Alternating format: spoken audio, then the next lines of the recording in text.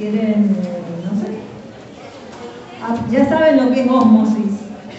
¿Vieron en alguna parte del sistema nervioso central que los conocimientos pasen por ósmosis?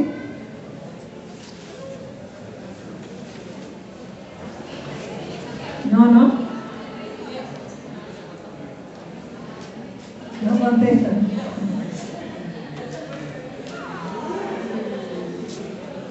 ¿Qué es lo que les molesta tanto de tener que hacer trabajo práctico? Se acostumbraron a los 2 años de virtualidad, había menos exigencia, tienen muchas tareas con las otras materias.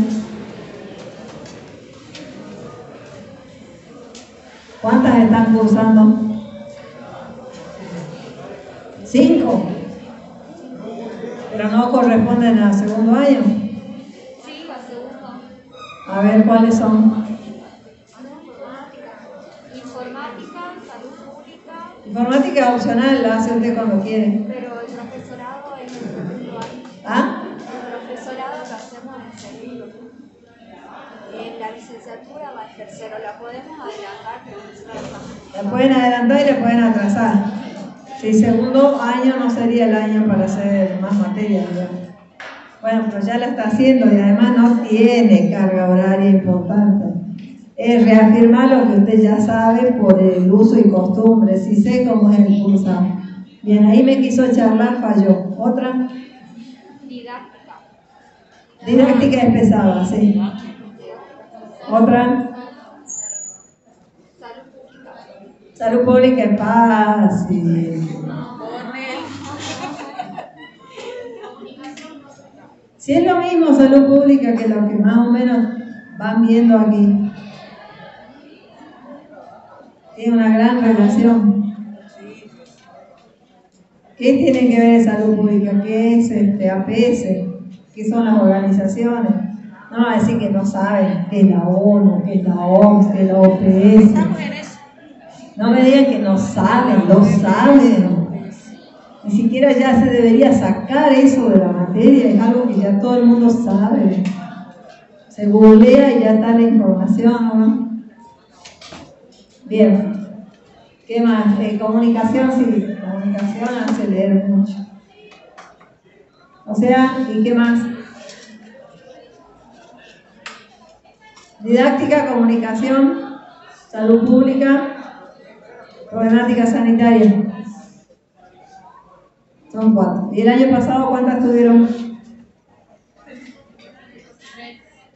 3. ¿Alguna era más pesada? Introducción. ¿La profe o la materia? Digo, pesada la materia de introducción. ¿Por qué le hacía leer mucho? Era aburrida sin clase. Sí, me consta. No se puede negar. No hay forma de tapar el sol con un dedo.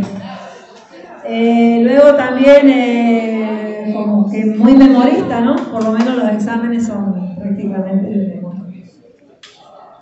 Bien. Hoy nosotros vamos a aportar algunos saberes, conocimientos, vamos a recorrer lo que es el sistema respiratorio.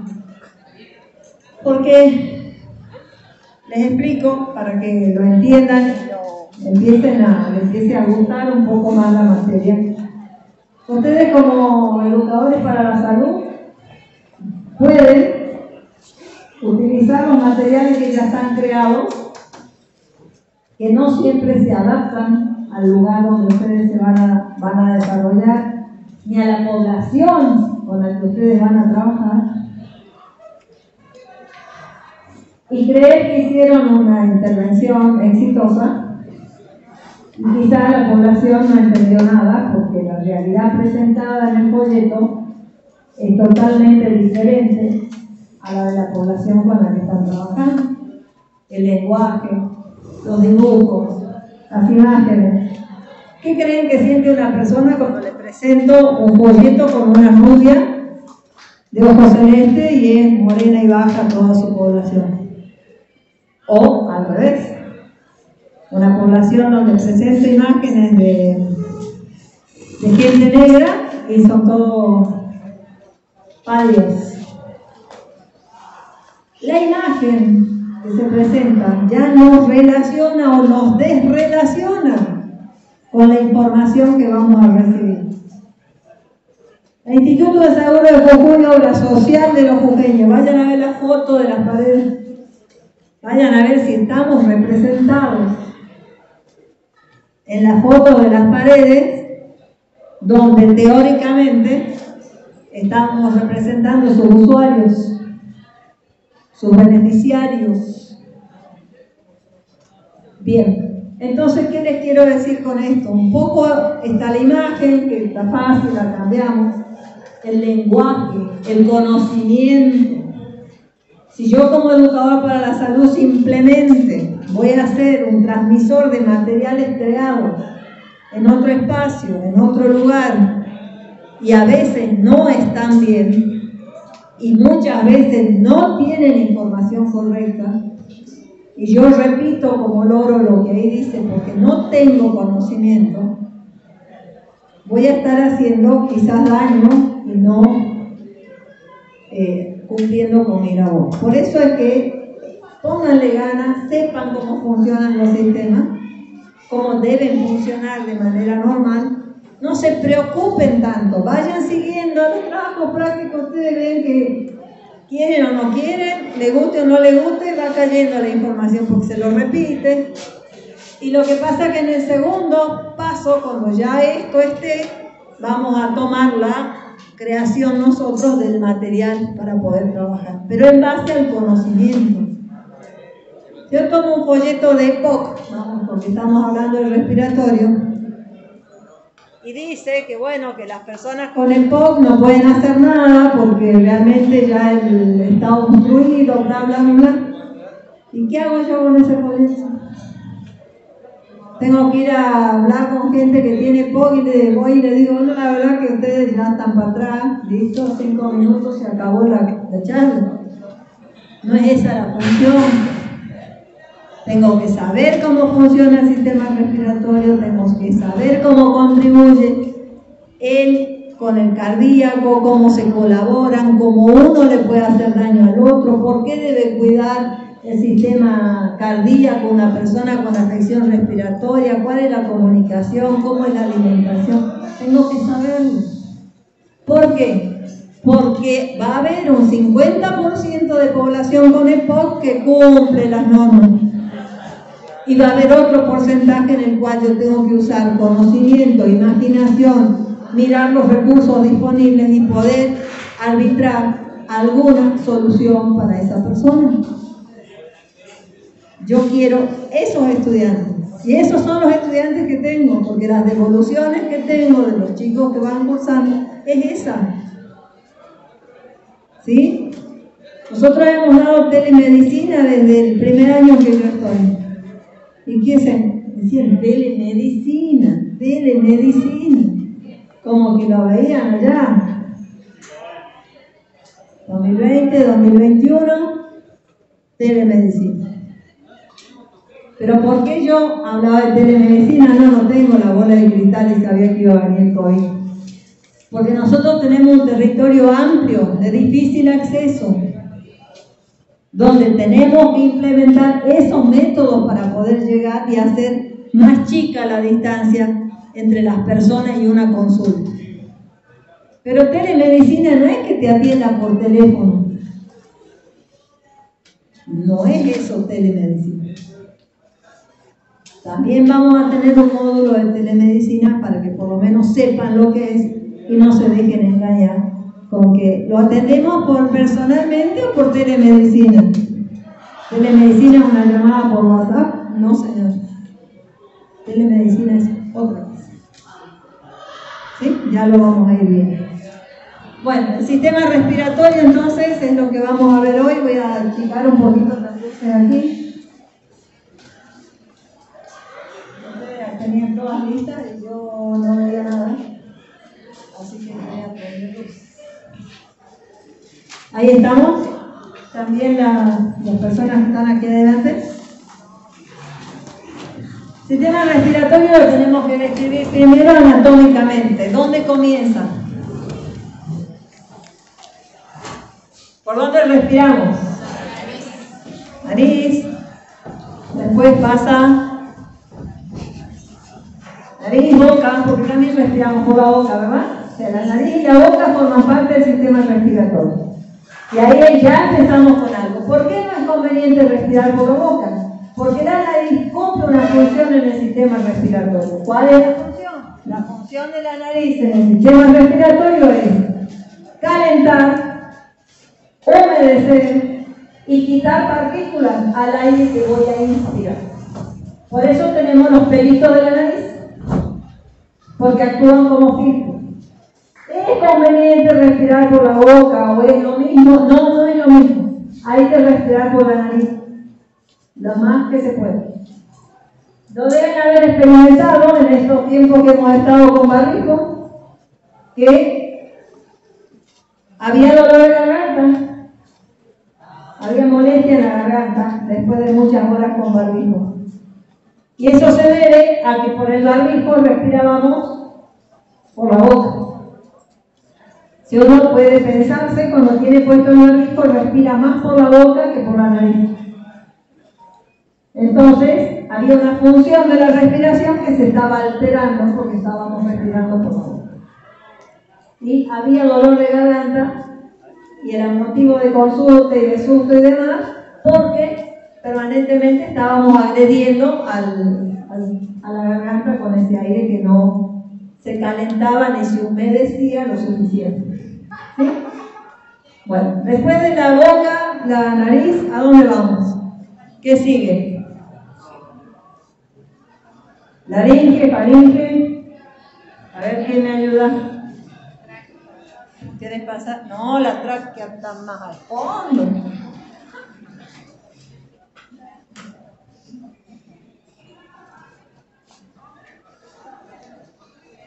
Ahí tenemos. ¿Qué sigue?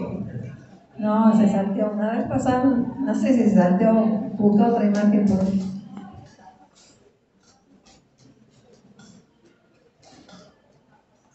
A ver. Laringe. Con L. Laringe. Después de la laringe, la faringe. Y la faringe tiene una válvula porque nosotros compartimos ese espacio anatómico ¿con quién compartimos la faringe? ¿Con qué otro sistema?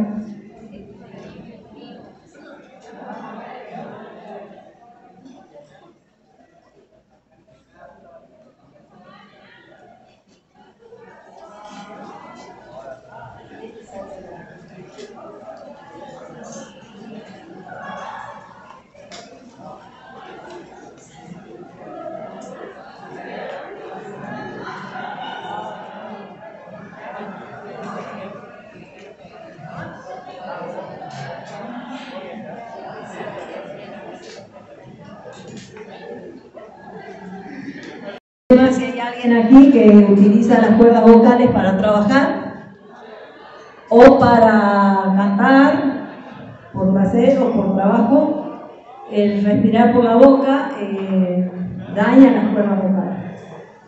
Y cualquier líquido que consumamos frío, también las personas que trabajan con las cuerdas vocales deben evitar todo tipo de ingestión de alimentos fríos. O muy calientes también.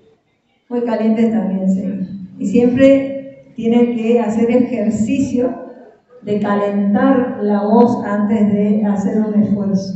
Una persona que va a trabajar con la voz, que va a estar mucho tiempo usando la voz, tiene que hacer ejercicios, así como hacemos de estiramiento, de calentamiento para hacer una actividad física, lo mismo se hace con la voz. Continuamos. Entonces teníamos nariz, boca, laringe, faringe. Les decía que la faringe se comparte con el sistema. ¿Qué otro sistema? En el digestivo.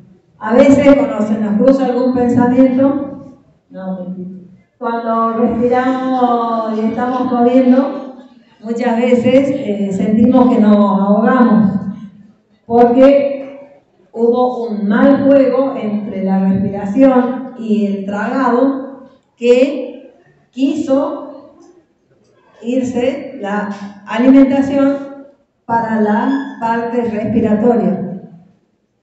Esta válvula se cierra cuando vamos a tragar,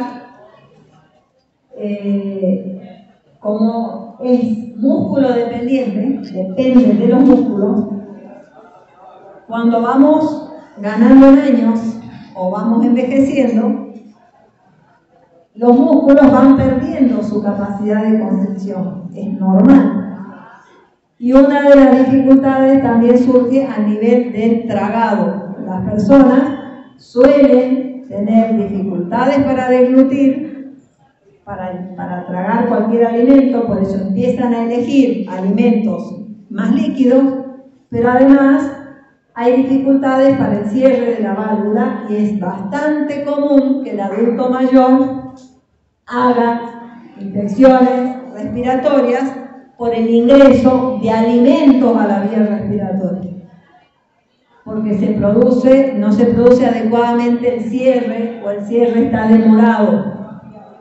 Cuestión que, como educadores para la salud, cuando seamos personas que estemos a cargo de un grupo de personas de la tercera edad, tenemos que informarle a la población que está a cargo que deben alimentarse despacio, que deben darle el tiempo para respirar, para tragar, para comer, para hablar, ¿sí?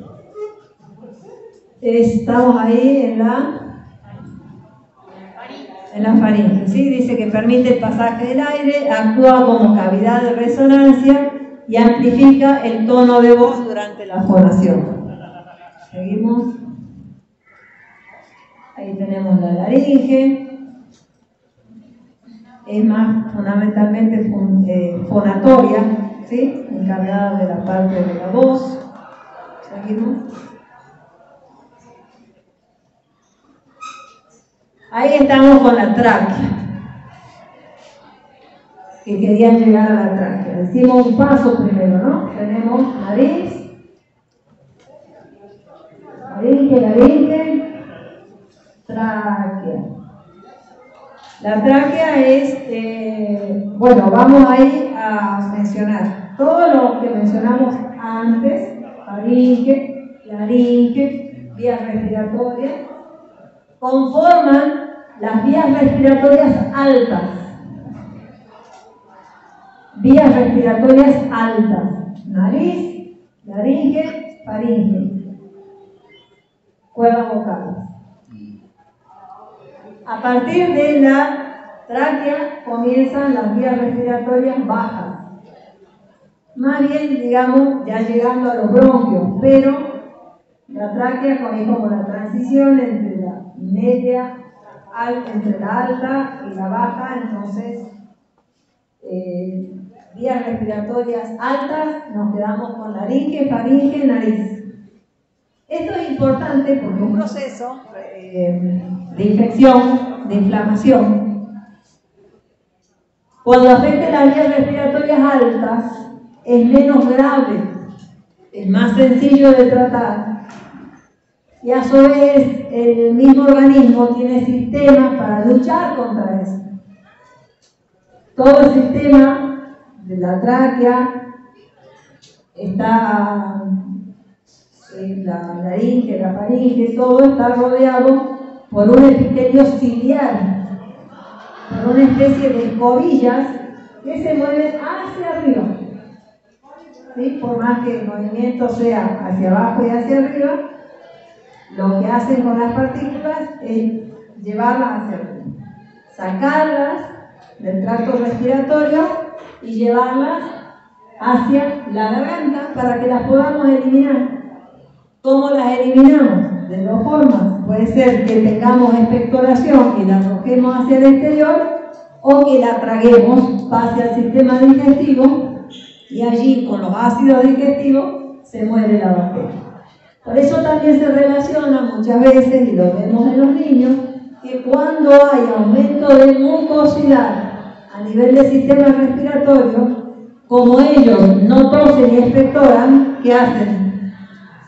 Si no pueden toser y expectorar. ¿Qué es expectorar? Es escupir, sacar hacia afuera el moco. El niño no puede expectorar, ¿verdad? ¿Qué va a hacer? Se lo va a tragar. Entonces, al tragar mucho, eso acelera el ritmo intestinal y aparece una diarrea, acompañando el proceso respiratorio. Como algo fisiológico normal. Por eso que le aconseja el médico cuando el niño tiene una infección respiratoria, denle mucha agua. Siempre el agua. ¿Qué hace el agua en el proceso de esto? Hace que el moco sea más blando, sea más fluido, más fácil de sacarlo de las vías respiratorias y que no se infecte. ¿Cuándo se va a producir una infección? Cuando el moco se quede, cuando pase tiempo y cuando empiece a bajar a las vías respiratorias bajas. Cuanto más bajo, menos posibilidades tiene el cuerpo de luchar contra esa cuestión. ¿Sí? Es proceso fisiológico normal. Es normal que un niño que tenga un proceso de resfrío que esté acompañado por una diabetes. Es normal. Hay cosas que tenemos que empezar a incorporar nosotros para también poder actuar como asesores en cuestiones de salud y no alarmantes cuestiones de salud. Un sistema de salud pública ideal es un sistema con muchos educadores para la salud, con muchas personas que eduquen a la comunidad, que eduquen a la comunidad para que la cantidad de consultas en los sistemas de salud sean menos, para que las personas se puedan abastecer en esas cuestiones de salud. Saber qué hacer con una fiebre, saber qué hacer con una hipertensión, saber qué hacer con una diarrea, moco, cuándo llegar a la consulta y cuándo poder resolverlo en casa. ¿Sí? Son cuestiones de educación para la salud que a nuestra población le falta bastante. No puede ser que terminemos la secundaria sin saber primeros auxilios, RCP y tantas cosas. Ni siquiera sabemos inglés al terminar la secundaria. ¿Cuántos años de inglés hemos tenido? Hemos tenido biología, anatomía, fisiología, desde el jardín infante estamos dibujando el cuerpo. Y terminamos sin saber. ¿Sí?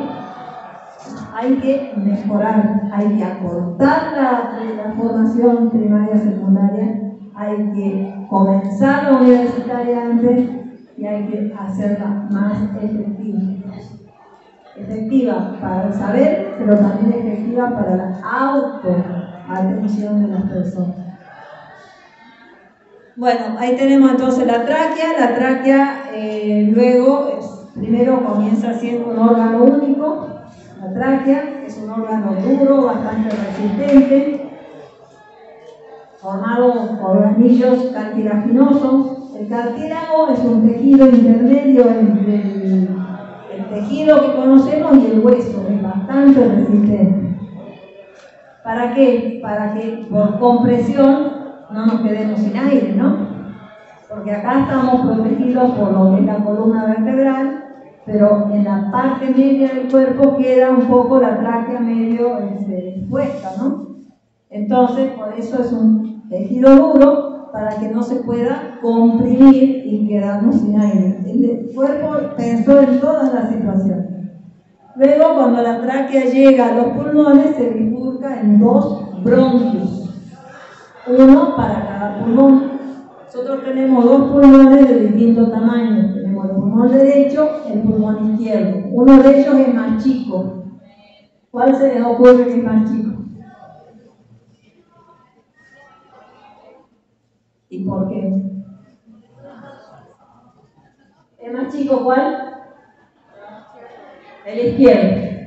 Porque tenemos un órgano que está ocupando un poco de espacio. El izquierdo tiene 2 lóbulos y el derecho tiene 3 lóbulos.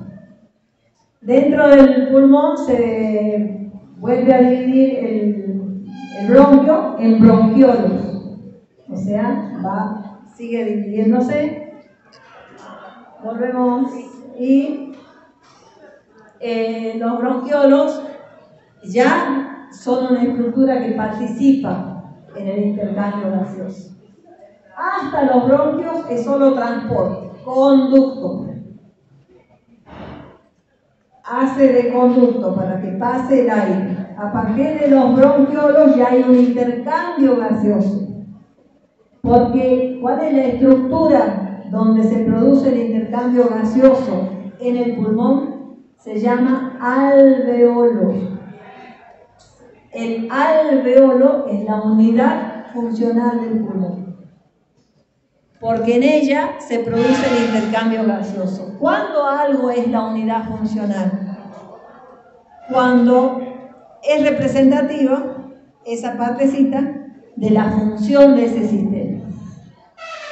¿Sí? Entonces, como la función del sistema respiratorio es el intercambio gaseoso entre el aparato respiratorio y el sanguíneo, y ese proceso se produce en el alveolo es la unidad funcional del pulmón. ¿Bien? Entonces, seguimos un poquito.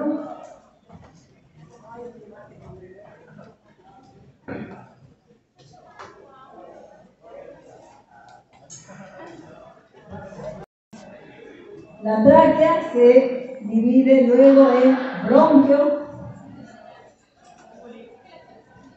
Los bronquios se siguen dividiendo en bronquiolos. Esta estructura tan rígida de la tráquea va siendo cada vez menos rígida, con más posibilidades de intercambio gaseoso, y luego los bronquiolos terminan en alveolos.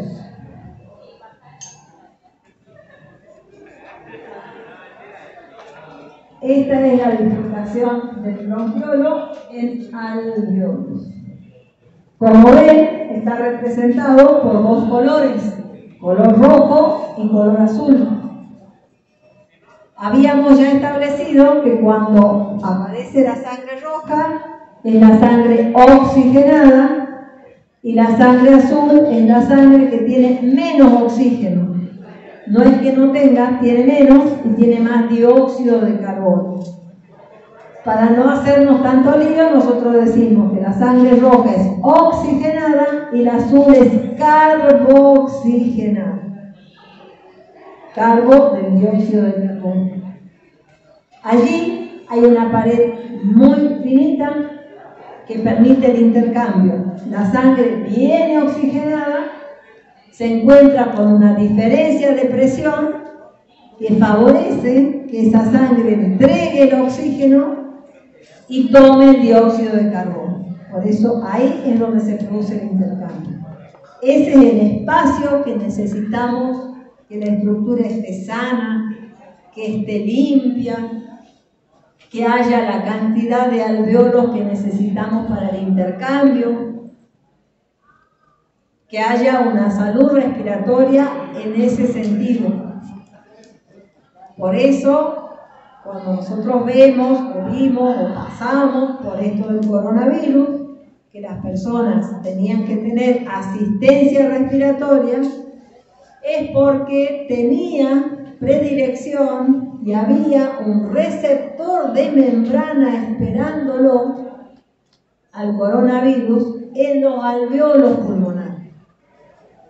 En muchos tejidos de nuestro cuerpo estaba el receptor que pudo usar el virus para enfermarnos, pero donde más hay es a nivel pulmonar, en el tejido alveolar.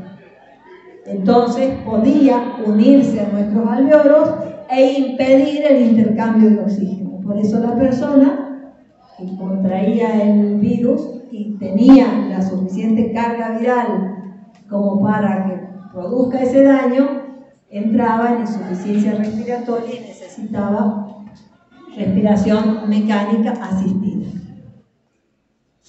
Hay otras bacterias también que tienen, o otros virus que también tienen esa posibilidad.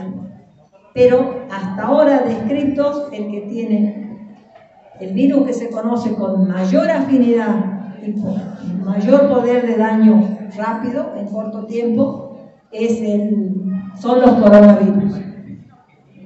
No es el primero que tenemos, nosotros ya tuvimos otro tipo de coronavirus.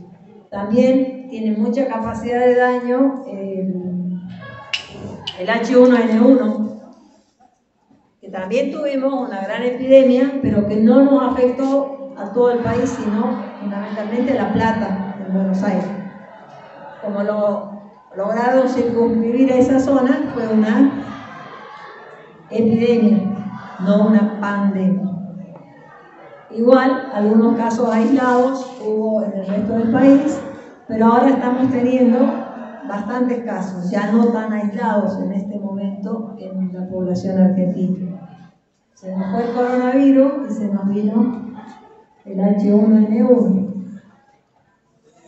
A ver, hay que saber cosas. También lo estamos buscando. ¿Estuvo antes? ¿No estuvo antes? Recién viene el H1N1. Hoy lo estamos buscando. A ver, otra forma de decirle esto. Los casos de coronavirus cayeron así, estrepitosamente, a cero. ¿Ustedes creen que cayeron así a cero? ¿O dejamos de buscarlo? Dejamos de buscarlo. Obviamente que cayó, ¿sí? La curva ya cayó, ha descendido muchísimo. Pero en un momento a todo respiratorio se le tomaba muestra para coronavirus y ahora ya no se toma muestra para coronavirus. Entonces, también tenemos que entender qué hacemos desde el sistema de salud con estas cuestiones. O sea, no va a caer de un día para el otro a cero, eso hay que saberlo. Va a quedar y va a ir disminuyendo en el tiempo. Entonces, ¿cuál es la unidad funcional del pulmón? Esa es pregunta siempre del examen. ¿Cuál es la unidad funcional del pulmón? La unidad funcional del pulmón es el alveolo. ¿Por qué? ¿Qué se produce en él? El intercambio gaseoso del organismo. La sangre oxigenada que viene de las arterias cede por diferencia de presiones el oxígeno que es captado por la vénula. Vimos el otro día en circulatorio, ¿se acuerdan? La arteria se convierte en arteriola, luego en capilar, ahí se produce el intercambio en el alveolo, luego el capilar se transforma en vénula, la vénula en vena, y de ahí vuelve la sangre de nuevo al sistema respiratorio para eliminar el dióxido de carbono y volver a tomar oxígeno. Esto es constante, no es que no podemos ni pensarlo, transcurre todo el tiempo, desde que nacemos hasta que morimos.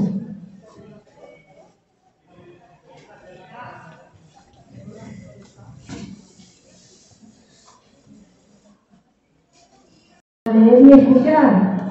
Un grupo largo donde nadie escucha, no, porque necesito que se reúnan un grupo de 6, 8 personas, alguien lea, escucha y comparta.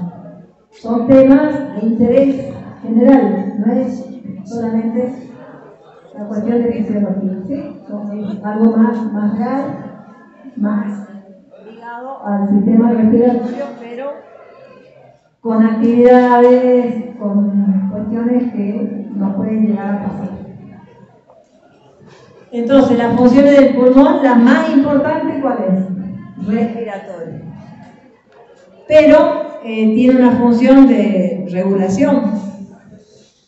Los pulmones son muy importantes para la eliminación del ácido carbónico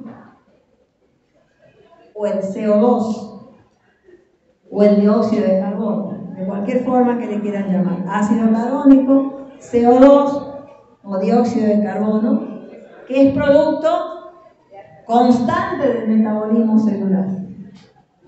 Cada trabajito, cada minuto, cada segundo se está produciendo, por el hecho de vivir en nuestro cuerpo, dióxido de carbono, que es tóxico si se queda ahí.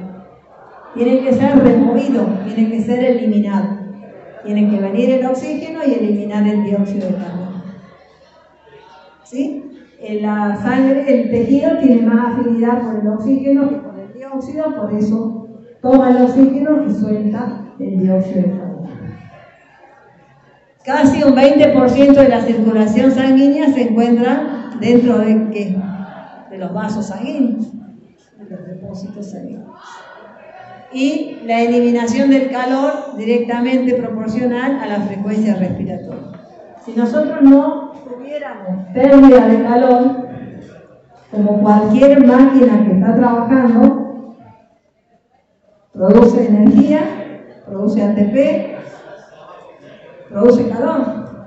Ese calor tiene que ser constantemente disipado. Y es disipado gracias a la circulación sanguínea. Cualquier máquina que funcione, ¿qué le pasa? Genera calor. Y nosotros también generamos calor. Pero tenemos que mantenernos en 37 grados. ¿Y cómo se hace eso? Disipando el calor general. ¿Sí? Bueno, hay más.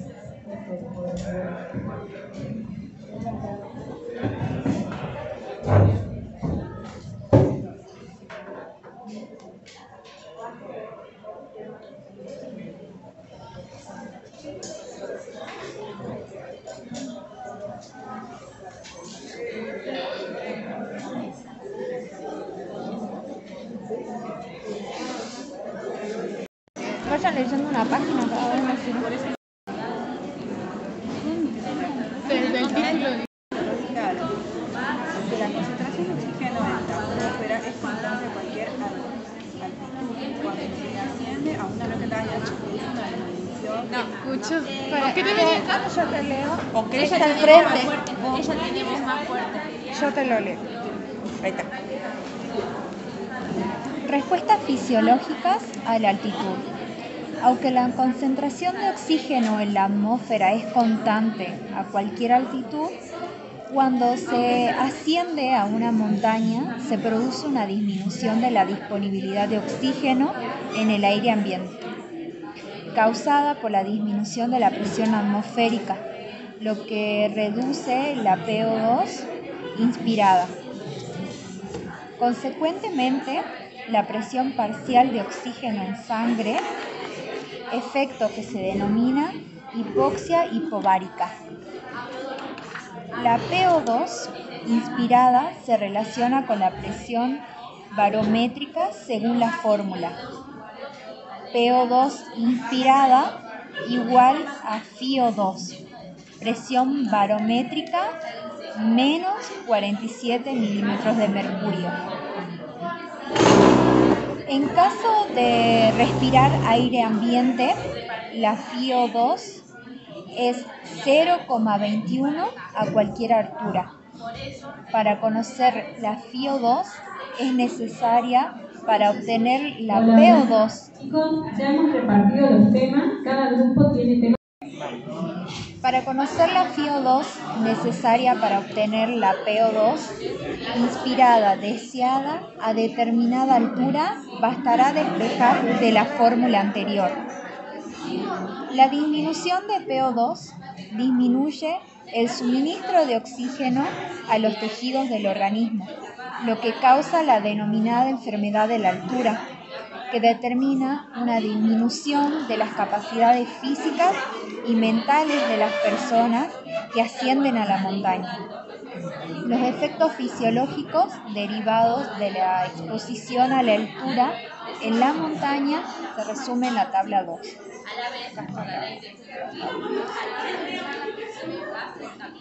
Proceso de aclimatización a la altura. La exposición mantenida a hipoxia hipovárica, la altura mayor a 1525 metros o 5000 pies, dispara una serie de mecanismos fisiológicos de aclimatización a la altura. Estos cambios tratan de incrementar el suministro de oxígeno a los tejidos y se manifiestan principalmente en el aparato respiratorio y cardiovascular. El proceso de aclimatización permite mejorar la capacidad de trabajo durante la estancia en altura. Sin embargo, estos mecanismos no compensan absolutamente la situación. Se calcula que por cada 91,5 metros, o sea, 3.000 pies de elevación por encima de los 1.525 metros, se pierde un 10% de la capacidad de ejercicio aeróbico máximo.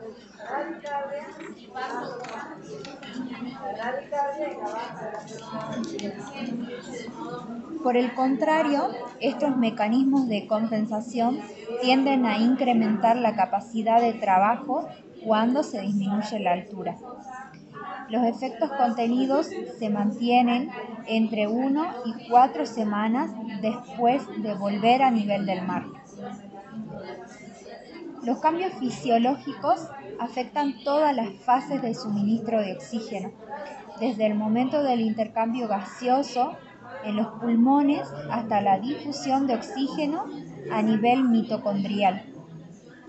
La primera consecuencia es una reducción en el contenido de oxígeno arterial, lo que estimula los quimiorreceptores centrales y periféricos.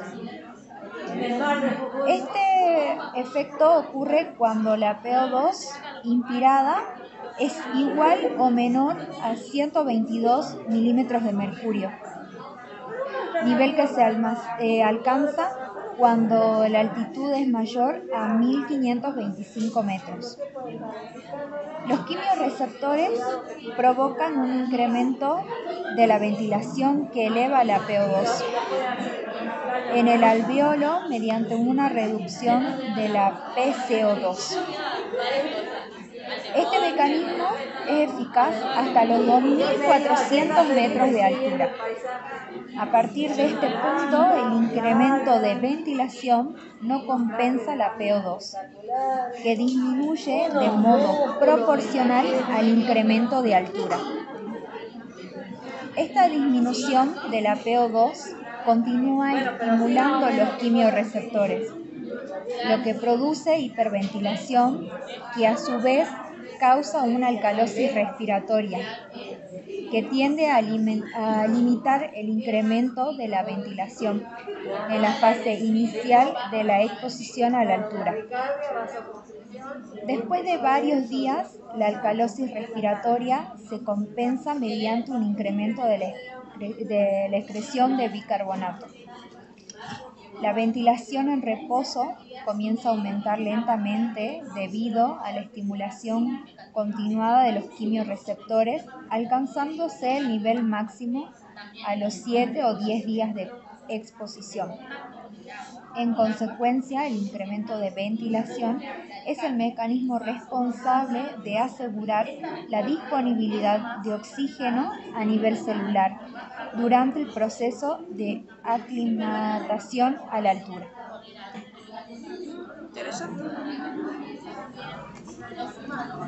La hipoxia hipovárica también causa cambios en el transporte de oxígeno a los tejidos. Los cambios ocurren tanto a nivel de la capacidad de transporte como en la distribución del gasto cardíaco. A las pocas horas de ascenso a altitud se produce una disminución del volumen plasmático del 10 al 20%, causado por movimientos de fluidos desde el comportamiento vascular hacia los compartimientos intersticial e intracelular. El resultado de esta pérdida de volumen es un incremento relativo de la concentración de hemoglobina, y por lo tanto de la capacidad de transporte de la sangre sin incrementarse el hematocrito.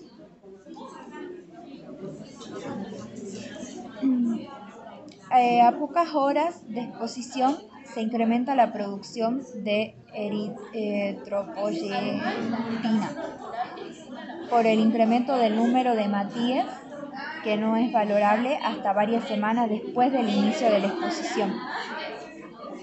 El volumen plasmático tiende a recuperarse con una exposición prolongada, puede ser de semanas o meses, pero también el hematocrito continúa elevado por el aumento de producción de hematíes. El gasto cardíaco se incrementa inicialmente debido a la estimulación hipóxica de la actividad del sistema nervioso simpático. Este incremento se debe a un aumento de la frecuencia cardíaca, ya que el volumen se encuentra disminuido, como hemos visto anteriormente. La actividad simpática también causa un incremento de la presión arterial, vasoconstricción periférica y un aumento del metabolismo basal. Cuando la exposición se prolonga durante más de 3 semanas, la actividad simpática disminuye y el volumen plasmático tiende a recuperarse. Como resultado, disminuye la frecuencia cardíaca hacia los niveles equivalentes a nivel del mar, aumentando el volumen minuto. El balance de estos cambios determina una disminución en el gasto cardíaco en el tiempo, aunque se mantiene por encima de los valores a nivel del mar tanto en reposo como durante el ejercicio submáximo. Por otro lado, la frecuencia cardíaca máxima disminuye proporcionalmente al incremento de altura y permanece así a pesar de la aclimatación. Por ello, la capacidad máxima de trabajo está limitada durante la exposición a la altura. El flujo cerebral es el resultado del balance entre la vasodilatación inducida por la hipoxia y la vasoconstricción provocada por la hiperventilación. En general, está aumentado por encima de los 2.440 metros, pero tiende a volver a niveles normales cuando avanza la aclimatación.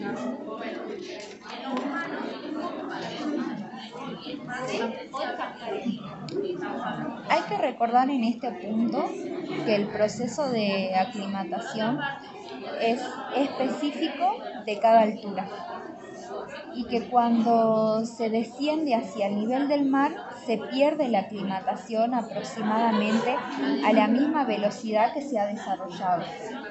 Así que el 80 o el 90% de las personas pierde el nivel de aclimatación al cabo de 3 o 4 semanas de terminar la exposición a la altura. Los efectos fisiológicos de la altura son aprovechados por los deportistas de élite para mejorar sus condiciones físicas, entrenándose en lugares altos varias semanas antes de las competiciones importantes.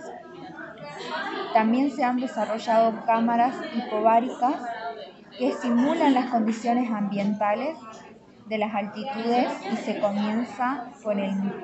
utilizan con el mismo fin. ¿Van entendiendo? Yo por un rato me hice bolas, pero después ya retomé. Es que va a hablar mucho de la altura. ¿Ah? Va a hablar mucho de la altura. No, es que me hablan acá atrás y no sé. Yo digo que vayamos marcando con el marcador para que para no estar volviendo a repetir. Esto no sé si hay que entregar. No, Uno tiene que pasar a explicar. Claro. No hay consigna, ¿no? No. Ahí. Yo digo que lo marquemos. personas con el tema del nivel del mar. Eso podemos utilizar Por ejemplos. ejemplo, también en el tema en cuanto a lo que es el fútbol profesional, por ejemplo, cuando se juegan, por ejemplo, la Copa Libertadores, que van a jugar a países altos como ser Bolivia, Perú, Ecuador, todos esos países altos, la mayoría vienen acá a Jujuy o a las partes bajas de Bolivia, pero para qué a entrenar.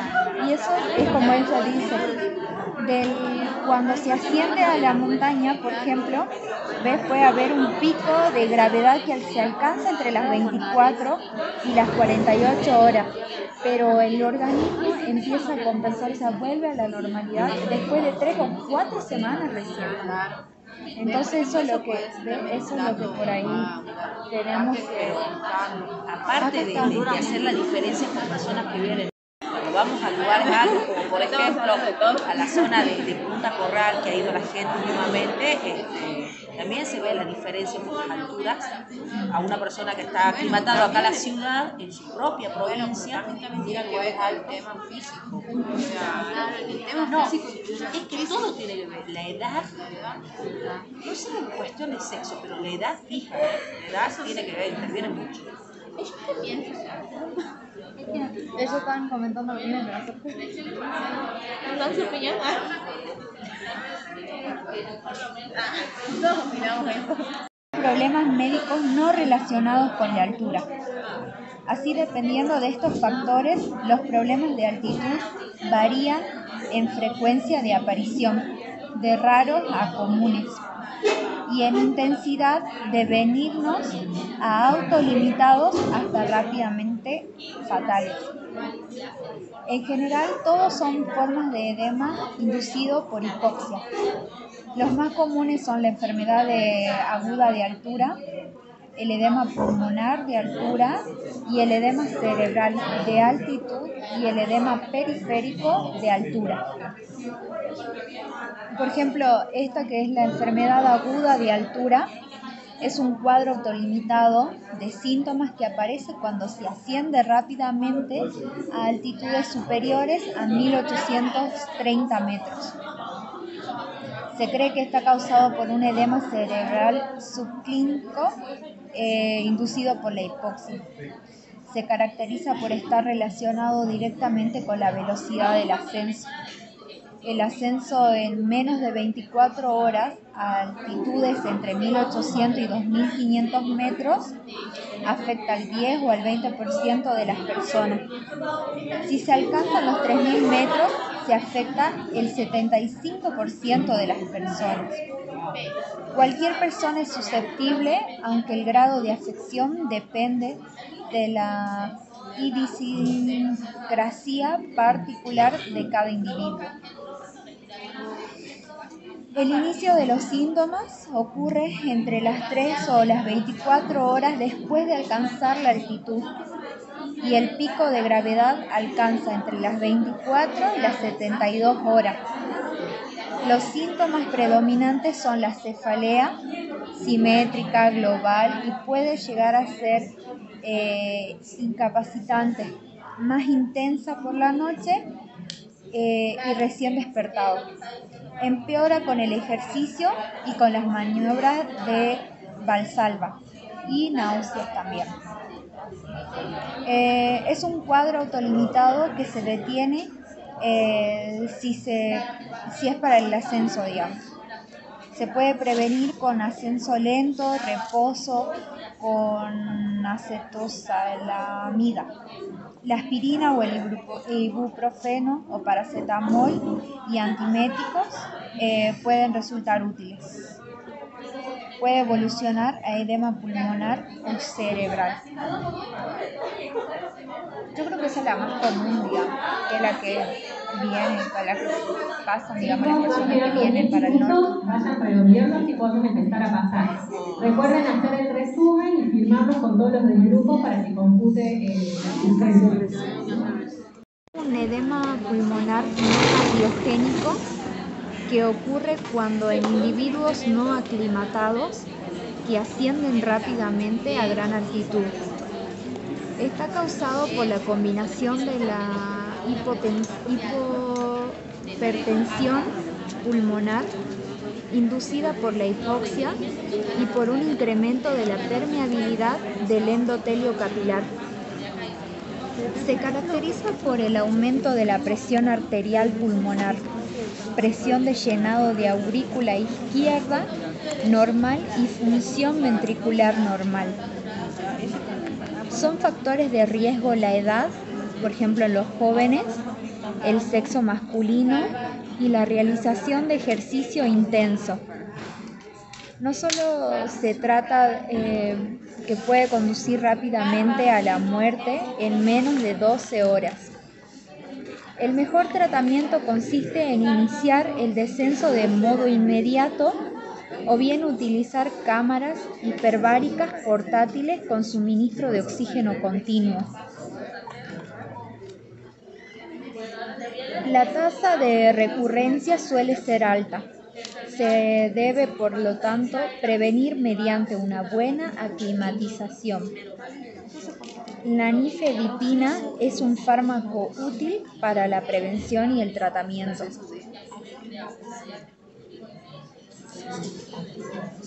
El edema cerebral de gran altitud es menos frecuente que el edema pulmonar. Se cree que se debe a un incremento de la permeabilidad de la barrera hematoencefálica inducido por la hipoxia, un edema vasogénico, o una alteración de la regulación del flujo celular con tendencia a aumentar el volumen intracelular, un edema citotóxico. Probablemente el mecanismo sea una combinación de ambos. Es el cuadro más grave relacionado con la altura y puede ser la manifestación final de la enfermedad aguda de altitud si se continúa el ascenso cuando ésta se manifiesta. Las personas que lo desarrollan habitualmente presentan también edema pulmonar. Sin embargo, los que desarrollan edema pulmonar no necesariamente desarrollan edema cerebral. Los que desarrollan edema pulmonar no necesariamente desarrollan el edema cerebral y en el momento de la aparición es muy variable, pero suele ser una manifestación más tardía que los cuadros anteriores. La mayoría de los síntomas son neurológicos, que incluyen el dolor de cabeza, náuseas, vómitos y laxitud extrema. Ya estamos en tiempo de conectar. Los más graves desarrollan ataxia, confusión, desorientación y disminución de la capacidad intelectual. Estamos trabajando en conjunto. Si no se comienza rápido el tratamiento, se alcanza el coma y la muerte. El mismo tema puede aportar a lo que van diciendo los compañeros. Bien. Solo puede existir como palidez y cianosis. ¿Cómo era la primera cianosis? Suele consistir signos como palidez y Estamos cianosis. viendo el sistema respiratorio, cómo ingresa el oxígeno y todo lo que sucede dentro del cuerpo humano. Pero el cuerpo humano y el ser humano, como un ser social, no está solo, ¿no? ¿Y de dónde sale el oxígeno? Que entra por las fosas nasales. No es tan claro cuál es la mejor prevención, ya que su incidencia es baja y no ha sido posible desarrollar estudios, dado que se considera que la manifestación final de la enfermedad aguda de montaña se debe seguir las mismas normas que para esto. Cuidamos los árboles como educadores para la salud. El deceso inmediato es la conducta adecuada. Las cámaras hiperbáricas adaptadas a su uso en altitud y son como un saco de dormir estando al que se administra oxígeno a presión. Al Amazonas, muy bien. Superior al ambiental. Nosotros cuando Superior al ambiental. cuidamos la calidad del aire que respiramos para que todo nuestro sistema respiratorio Pueden salvar al cumpla la paciente función que tiene que al tener cumplir. el mismo efecto Vamos que a el actuar en descenso y conjunto. facilitarlo. Sí. La administración de oxígeno y dexametasona mejora el edema. Vamos a lugares de campo donde hay muchos árboles para oxigenarlos, para respirar aire puro. Esto también Otras nos mantiene la salud. manifestaciones de la hipoxia El hipovárica: sistema respiratorio va a funcionar un igual, pero tercio el de las transporte oxígeno va personas a que ser ascienden diferente. a elevada altitud Entonces también tener en presentan un cuenta el edema contexto en el de que manos y estamos cara. como seres humanos y cómo mejorar Parece nuestra calidad de relacionado aire. con una Y ahí retención tenemos de un rol sodio fundamental, ¿no? y de Como agua, educadores, inducida en el por la ambiente, hipoxia, en ir a lugares donde la calidad del aire sea buena, independientemente de donde las no haya causas de edema lugares con descritas humo. más arriba. Puede ser humo de tabaco, humo de deforestaciones. Al ascender se incrementa el riesgo de sufrir problemas tromboembólicos como tromboflebitis, trombosis venosa profunda, embolia pulmonar, accidentes isquémicos transitorios y accidentes vasculares cerebrales. Al parecer se relacionan con la policitemia inducida por la hipoxia, así como anormalidades de la coagulación. Igualmente influyen factores como la deshidratación, el frío y la éstasis venosa causados por periodos prolongados de falta de ejercicios al estar frecuentemente inactivos por causas climáticas. La enfermedad subaguda de montaña se caracteriza por alteraciones de sueño, anorexia, pérdida de peso, fatiga, somnolencia diurna y dificultades en las funciones mentales. Suele ocurrir en algunas personas que permanecen durante largos periodos de tiempo en gran altitud, de semanas a meses. Parece deberse a un fallo de los mecanismos de aclimatación descritos más arriba por causas de idiosincrasia personal. En todos los casos, el mejor tratamiento es el descenso hacia menores altitudes para revertir los cambios inducidos por la hipoxia hipovárica que se desarrolla conforme aumenta la altitud. La anestesia y reanimación en condiciones hipováricas.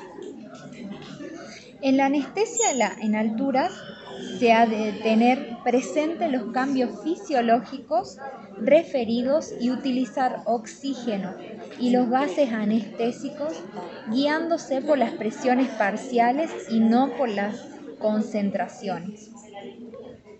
Para conseguir valores de PO2 de seguridad, se tendrá que aumentar más la FiO2 que si la anestesia fuera a nivel del mar.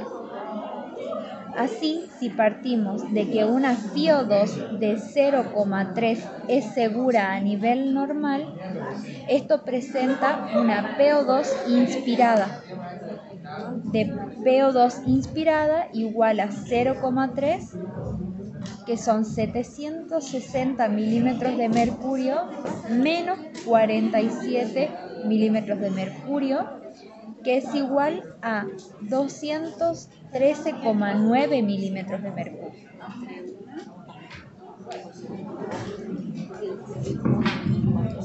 Bueno, vamos a comenzar por el primer grupo, nos va a contar de qué tema es, de qué se trata. Sí, porque después son todos valores. El tema me avisa y vamos a hacer aportes. ¿Sí?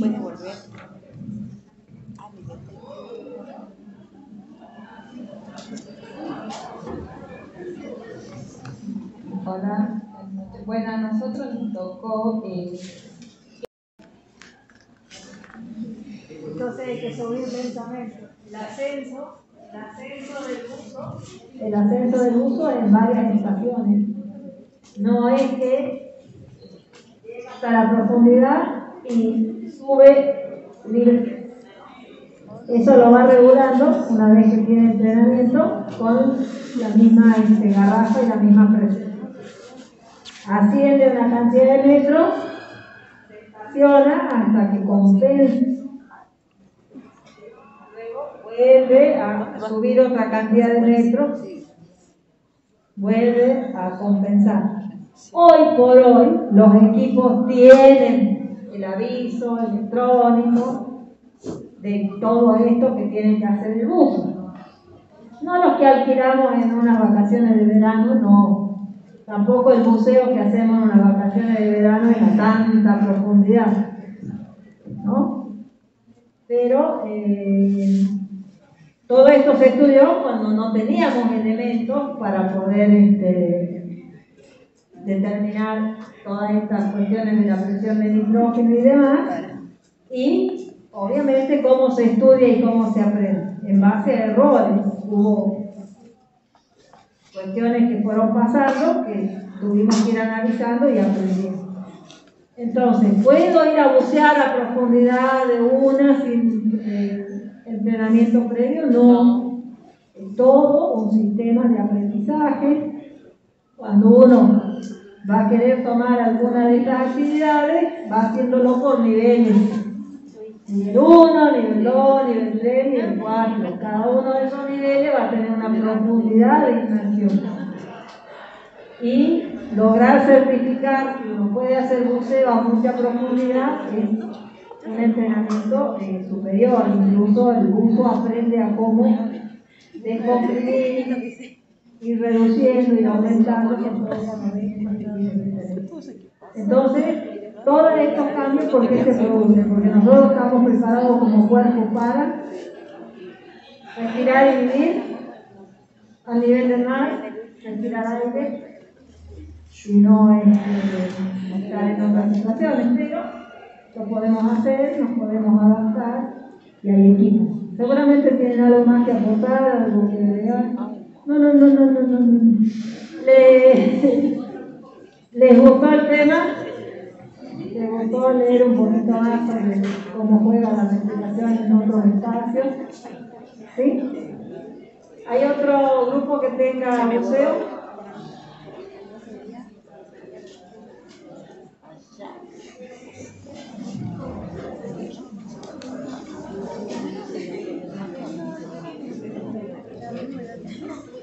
Al lado, ¿no? Dicen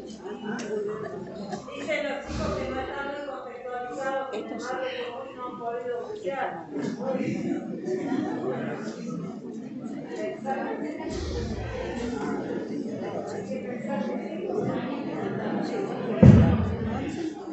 Hola compañeros, buenas noches. Bueno, a nosotros nos tocó la fisiología respiratoria de inmersión, que dice que a comparación de otros mamíferos, o de los mamíferos en general, el ser humano le cuesta adquirir oxígeno en una situación, digamos, de inmersión. Bueno, el ser humano no tiene una forma de adaptación y tampoco de climatización al medio acuático, como si es posible, pero sí le es posible desarrollar mecanismos compensatorios específicos. Los tres primeros factores son resueltos, pero los pulmones no pueden de ninguna forma asimilar el oxígeno disuelto en el agua, que les obliga a adoptar diversos mecanismos de adaptación al hipoxia. Esto se consigue mediante 4 mecanismos: bricardia de inmersión, vasoconstricción periférica, utilización de la mioglobina y la modificación del volumen pulmonar.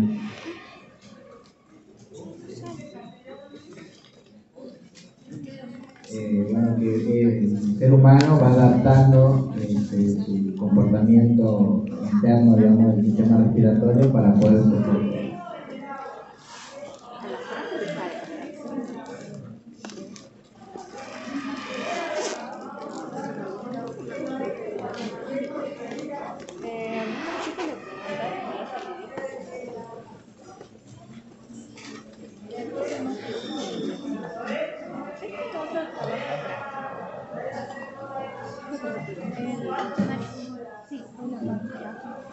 Y tenemos los 4 mecanismos, que es bradicardia de inmersión,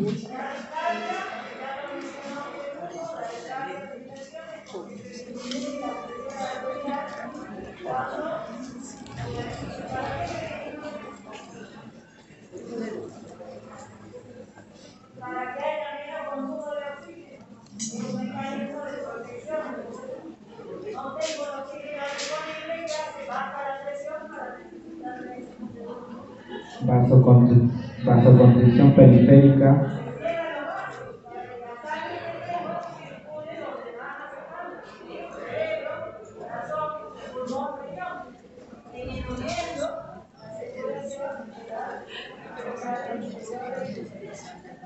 Después la utilización de la mioglobina y la modificación del volumen pulmonar.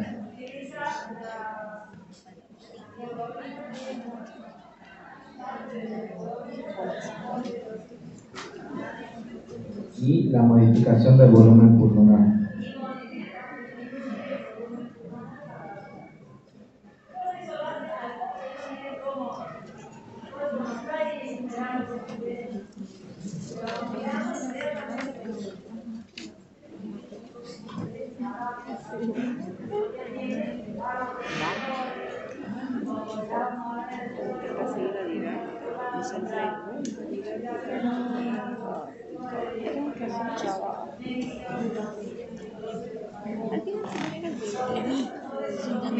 Dame un lugarcito para pasarlo ahí, ¿sí?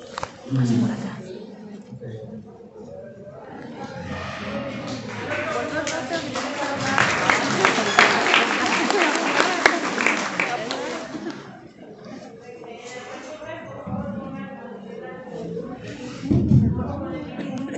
¿Otro tema o el mismo?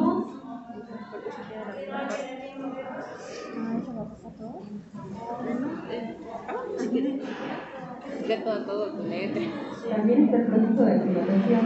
Cuando se desciende hacia el nivel del mar, se pierde la aclimatación del 80 y 90% que tienen este nivel de exposición tienden a tener de 3 a 4 semanas para terminar su cocina de altura.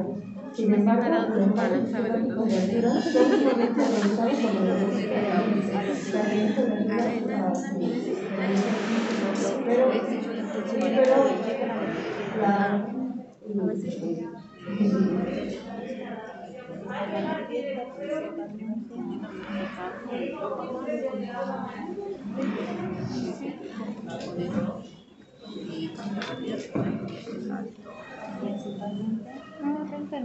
una de las cosas que plantea acá es la posición horizontal y posición vertical erguida bajo el agua.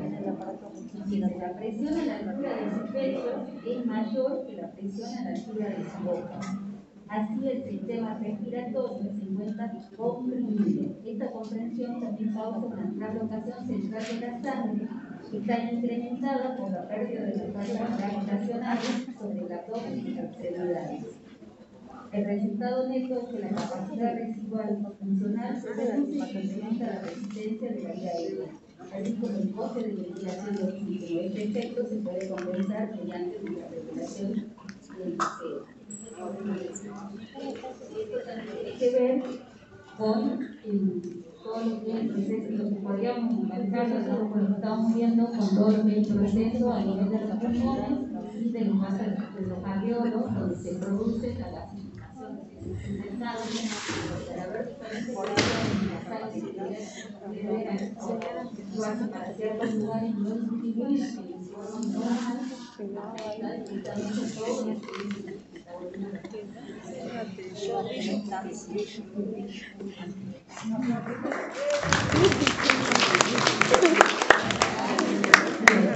¿Alguien más con museo? Pasamos a otro tema. El de altura, ¿quién tiene?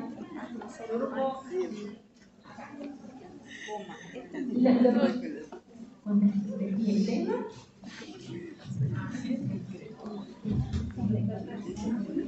Ahora, ellos son alturas y ellos van a dar y nosotros va a quedar opinión. Salvó la campana. No compensa. ¿Por qué es importante para nosotros la fisiología de la Decirle que hay que dar opiniones nada más, porque ya que el grupo está dando. Ellos van a desarrollar aquel grupo, desarrolla, nosotros dimos opiniones. Estos mecanismos sin embargo, los cambios diferentes de altura son sumamente afectados por la deportista de ella, ya que los ayudan en su rendimiento. Esto también lo pueden hacer en las cámaras informáticas que simulan las mismas características en cuanto a la imagen